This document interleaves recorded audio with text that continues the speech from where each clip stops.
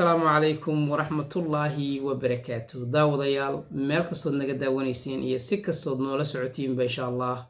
waan soo dhaweynaya halka naga daawanaysiina waa Mahad Axmed official iyo facebookeena Mahad Axmed Cali intii cusub soo dhawaada intii hore u joogtana waad mahadsantiin insha Allah please waxaan ka codsanaynaa inaad channelka subscribe ku samayso like na asaarto insha Allah waxay naga caawinaysaa inaan dad badan maaragtaa runtii ay muuqaaladeenu gaaraan anaguna aan dhiirigelin ka helno si aan muuqaalo badan usoo samayno insha Allah hadduu like badan qof ku helo waa in micnaheedu waxay tahay waxa aad wado waan ku faraxsanahay sidaa darteed haddaad jeceshiin inaan muuqaalada soo badiyo like-ta muuqaalka saara insha Allah biidhnillaahi alkariim maxaa yeelay adiga waa taabasho kaliya laakiin anaga waxaa laga yaabaa muuqaalkan inaa waqti badan naga galo aad u mahadsantihiin jawaabtii maanta dhaweed su'aashii maanta dhaweed jawaabteedu waxay ahayd miisaan ma ku dhimi karaa gaajo ama haddii aan miisaan macnaha aan rabo inaan iska dhimo ma iga caawinaysaa inaanan maaragtaa cunto cunin ama aan gaajo ku dhimo jawaabtu waxay tahay waa maya hadda maanta jawaab su'aasha kale waxay tahay oo aan ka hormarinayo waxaan ka hadli rabaa maanta carbohydrate insha Allah waxaan ka hormarinayaa su'aal kale oo runtii muhiim idiin ah su'aashuna waxay noqonaysaa quraacda aan ku quraacanayo subaxdii inaan ka helo 15 gram ugu yaraan oo borotiin inay ku jirto ma saxba mase muhiim maaha taas way su'aashu quraacda aad subaxii ku quraacanayso qasab miya inay yeelato ugu yaraan 15 gram oo borotiin waa jawaabta hoos noogu qareeb insha Allah haddaad garaweysana insha Allah next time ayaan kula wadaagi doonaa maanta waxaan ka hadlaynaa waxaan soo baranay borotiinka insha Allah meelaha laga helo iyo faa'iidooyinkiisa muuqaalkii hore qofkan daawan soo daawado insha Allah maanta waxaan ka hadlaynaa carbohydrate insha Allah carbohydrate-ku wuxuu u kala baxaa laba nooc waxaana la kala yiraahdaa labadaas loo kala yaqaanaa simple carbohydrate iyo complex carbohydrate Soomaali haddaan ku sheegno waa carbohydrate-ka fudud iyo carbohydrate-ka adag ayuu noqonayaa labadaas ayay runtii kala noqonayaan insha Allah haddaba marka muxuu yahay carbohydrate-ku runtii waan sii kala faahfaahin doonaa insha Allah midka aad u baahan tahay iyo midka aan macnaha inaan isticmaalno ay tahay iyo labada nooc siday u kala baxaan insha Allah laakiin hadda ayaan waxaan gelaynaa horta carbohydrate-ka waxa uu yahay insha Allah carbohydrate-ku waa waxa ugu horeeya ee energy ku siinaya ee aad maalin kastana u baahan tahay runtii haddaadan haysan carbohydrate runtii waxaad noqonaysaa qof low energy ah carbohydrate-ku waa dhexyaalka cuntada waa waanaha cunto kastood cunayso waxa ugu badan waa carbohydrate insha Allah marka waa centralka cuntada ayaa loo yaqaanaa carbohydrate marka kama maarantid mana ahaa kartid carbohydrate la'aan laba nooc ayuu u kala baxaa runtii mid fiican iyo mid aan fiicnayn farqiga u dhaxeeya marka midka wanaagsan iyo midka wanaagsanayn waxay tahay carbohydrate-ka fudud haddaan galno ama simple carbohydrate waxaa laga helaa runtii maaragtaa bariiska cad iyo baastada cad iyo rootiga cad iyo waxyaabahaas laga helaa iyo sokortii waxyaabahaas marka aad cunto runtii ma ku daahayo jirkaaga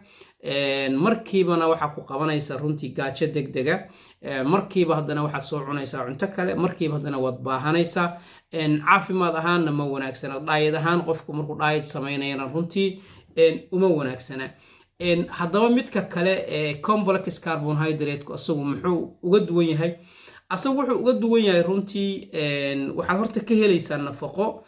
wax badan markaad cuntana calooshaada wuu ku jirayaa complex carbohydrate ama carbohydrate-ka adag wax badan buu ku haynayaa runtii hore kama gaajoonaysid fiber badana ku jira vitamins iyo minerals uu leeyahay runtii kala duwan marka farqigaasa u dhaxeeya midna waa low nutrition waxa weeye marka farqigaasa runtii u dhaxeeya Carbohydrates are one of the big 3 macronutrients along with protein and fat. When you eat carbohydrate, it enters your bloodstream in a form called glucose, which is your body's preferred source of fuel. And your brain, in fact, relies on carbohydrate for energy. Vegetables, fruits, whole grains and dairy products are some of the best sources of carbohydrates.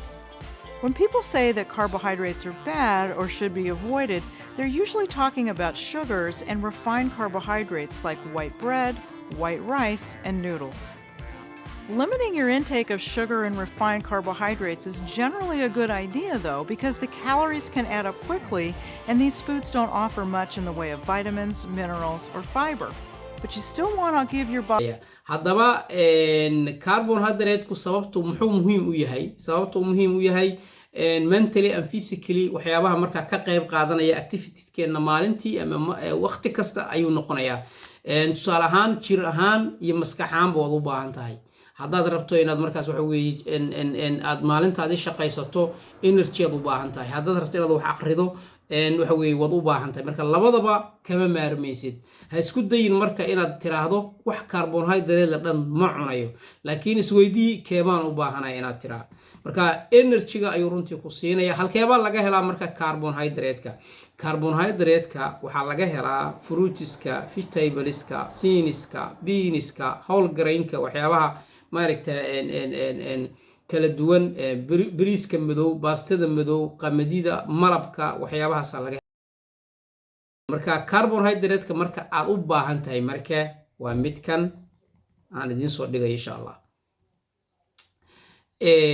waa midkan runtii aan la wadaagayo marka sidaas darteed carbohydrate-kan isticmaal si markaas waxa weeye jirkaaguna maaragta caafimaad u helo musqushaadana aad u gasho runtii maaragta miisaanku kaaga dhaco adkaysi aad u yeelato energy fiican aad u hesho insha Allah biidnillaahi alkariim waxaan rabaa intaas inaan ku sii daro waxaan bilaabaynaa mar dhow challenge-gii maaragta bisha 7aad 5teeda bil kasta 5teeda ayaan challenge bilownaa marka haddaad jeceshahay inaad ka qayb qaadato soo dhaweynaynaa ood jeceshahay inaad miisaan dhinto runtii 3 bilood oo bishan hadda lagu jiro iyo 2 bilood oo soo socota waa bilaha uu qofku miisaankiisa dhimi kara runtii haddaad bilaha miisaan dhimi weyso weligaa ma dhimi doontid waa bilo runtii cuntadu ay ka yaraanayso kulayl ah biyo badan aad cabayso socod haddaad samayso ama haddaad samayn xataa aad dhididayso calories badan aad gubayso muhiim markaa ku tahay insha Allah qoraal ii soo dir si aan markaas waxa weeye aan kaaga ku diiwaan geliyo kadibna aan ku siiyo qorshahaagii miisaan dhimista kadibna aan gurubyada kugu soo daro challenge-gina asaas uga qayb noqoto insha Allah dhiirigelinta iyo coaching-ka waxa soo dhan insha Allah waa ku free biidnillaahi alkariim muuqaalka sii share garee sii qaybi dadka kale la sii wadaag waxaa noo ballana muuqaalkeena kan xiga insha Allah waxaana ka hadlaynaa faadka ama subaga insha Allah faa'iidada uu leeyahay midka la isticmaalayo kana isticmaalayn meelaha laga helo saliidda ama subaga